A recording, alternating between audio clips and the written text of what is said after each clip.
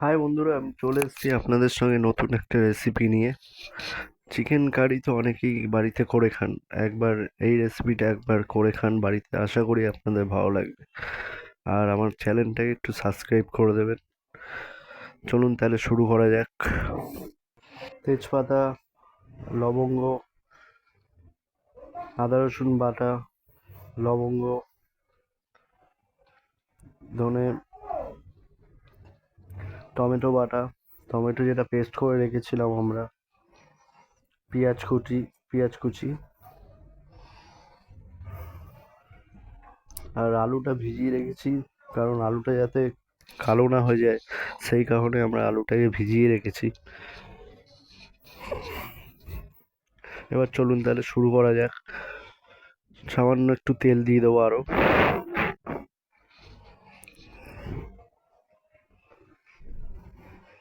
সামান্য একটুখানি হলুদ দিয়ে দেবো আলুটা ভাজার জন্য। তারপরে আলুগুলো দেখতে পাচ্ছেন আমরা ছেড়ে দিচ্ছি আস্তে আস্তে করে।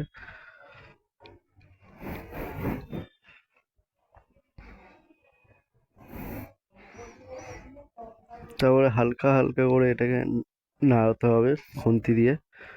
বেশি বন্ধুরা লাল করে ভাজবেন না, অল্প লাল করে ভাজলেই হয়ে যাবে।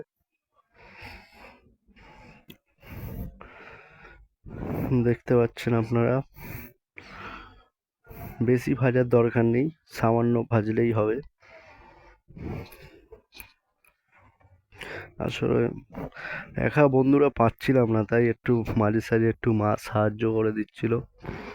একা ভিডিও করছি, একা রান্না করছি, তো হচ্ছিল না ঠিক, তো তার জন্য একটু মা মাঝে সাঝে একটু হেল্প করে দিচ্ছিল।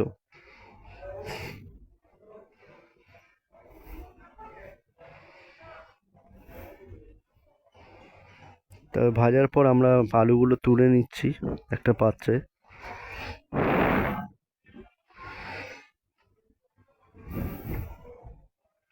500 গ্রাম মাংস, চিকেন, এটাকে আমরা ম্যারিনেট করে নেবো। না, এটাকে আমরা তেলে দিয়ে দেবো, ফ্রাই তেলে। যেই তেলে আমরা আলুটা ভেজেছি সেই তেলেই আমরা এই মাংসটা ফ্রাই করতে দিয়ে দেবো। বন্ধুরা, কিছু ভুল ত্রুটি হলে ক্ষমা করবেন, এই প্রথম আসলে ভিডিওটা করছি, তো একটু নার্ভাস ফিল লাগছে, তাই একটুখানি ভুল চুল হচ্ছে, হয়তো কিছু ভুল হচ্ছে। দেখতে পাচ্ছেন। তারপর আমরা ভাজার পর আমরা চিকেনটাকে তুলে নিচ্ছি একটা পাত্রে।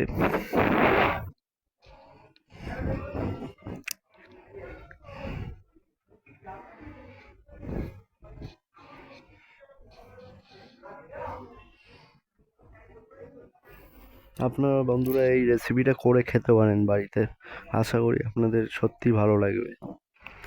এই যে দেখতে পাচ্ছেন আদা রসুন বাটা, তেজপাতা, গরম মশলা, তারপরে এগুলো সব আমরা তেলের মধ্যে দিয়ে দেবো। আদা রসুন বাটা, তেজপাতা, লবঙ্গ, গরম মশলা, গোটা গরম মশলা। এরপরে এটা কিছুক্ষণ নাড়াতে হবে যাতে আদা রসুনের পেস্টের গন্ধটা যাতে চলে যায়। তারপরে এর মধ্যে আমরা পেঁয়াজটা দিয়ে দেবো।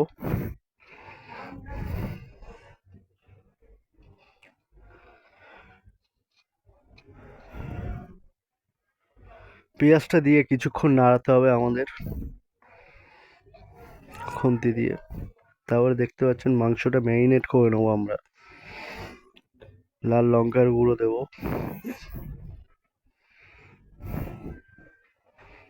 ধনে গুঁড়ো,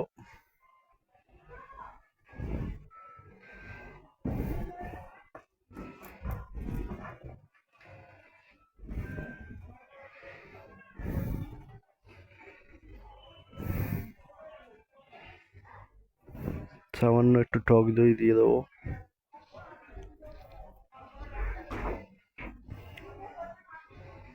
সামান্য একটু টক দই দিয়ে নেবো,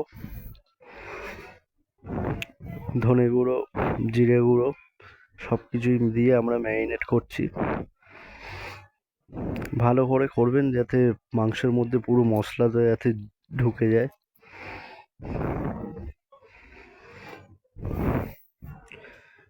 প্রথম ভিডিও বন্ধুরা, তাই একটুখানি বলতে একটুখানি হয়তো অসুবিধা হচ্ছে, আপনারা ক্ষমা করবেন।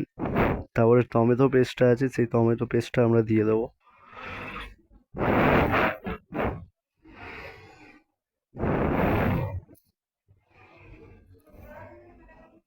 টমেটো পেস্টটা যতক্ষণ না গন্ধটা যাচ্ছে টমেটোর, ততক্ষণ আমরা এরকম খুন্তি দিয়ে নাড়াতে থাকবো, যতক্ষণ না টমেটোর পেস্টটার গন্ধটা যাচ্ছে। সামান্য একটু হলুদ দিয়ে দেবো। আপনারা দেখেছেন মাংসটা ম্যারিনেট করার সময় আমরা হলুদ দিইনি, হলুদ ইউজ করিনি, তাই সামান্য হলুদ ইউজ করলাম।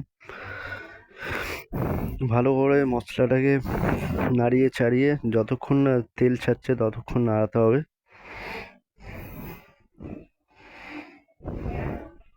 এবার আলু দিয়ে দেবো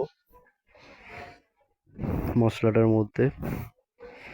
আলুটা দিয়ে কিছুক্ষণ নাড়াতে হবে।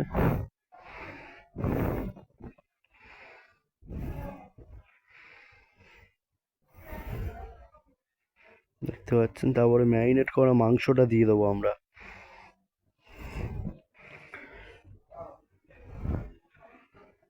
ম্যারিনেট করা মাংসটার মধ্যে যে মশলাগুলো লেগেছিল সেই মশলাটা আমরা এই চিকেনটার মধ্যে দিয়ে দেবো। তার জন্য সামান্য একটু জল মেলাতে হবে বাটিটার মধ্যে।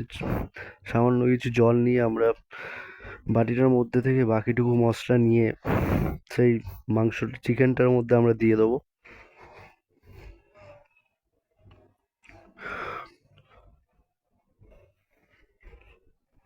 দেখতে পাচ্ছেন চিকেনটার মধ্যে আপনারা দিয়ে দেবেন।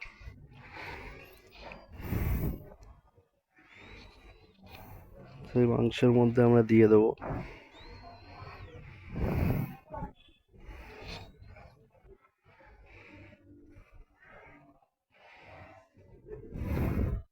তারপরে যেরকম নাড়ানোর সেরকম আবার খুন্তি দিয়ে নাড়াবেন, ভালো করে কষাবেন মাংসটাকে।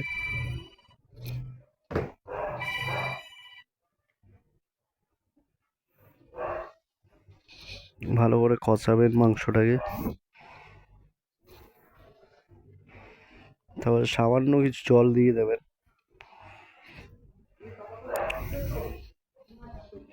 আগে একটু জল দিয়েছিলাম দেখেছেন, তো আবার একটুখানি জল মিশিয়ে নিচ্ছি আমরা, যাতে আলুগুলো একটু ডুবে থাকে, নাহলে সেদ্ধ হতে একটুখানি দেরি হয়ে যায় বন্ধুরা। অর্ধেক সেদ্ধ হয়, অর্ধেক সেদ্ধ হয় না।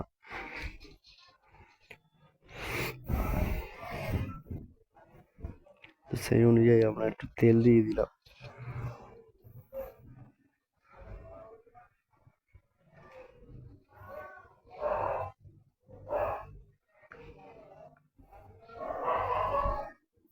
তারপরে ঢাকা দিয়ে দেবো কিছুক্ষণের জন্য।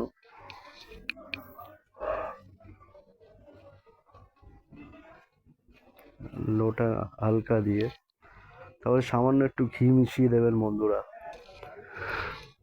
সামান্য একটু ঘি মেশালে কি টেস্টটা একটু বেড়ে যায়।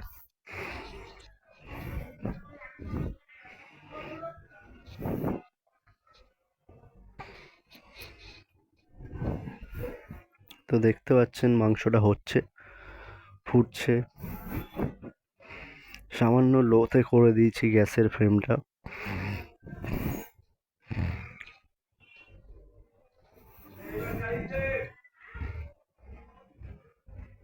হালকা ফুটে আসছে, আবার কিছুক্ষণের জন্য ঢাকা দিয়ে দেবো 5 মিনিটের জন্য, তারপরে নামিয়ে দেবো।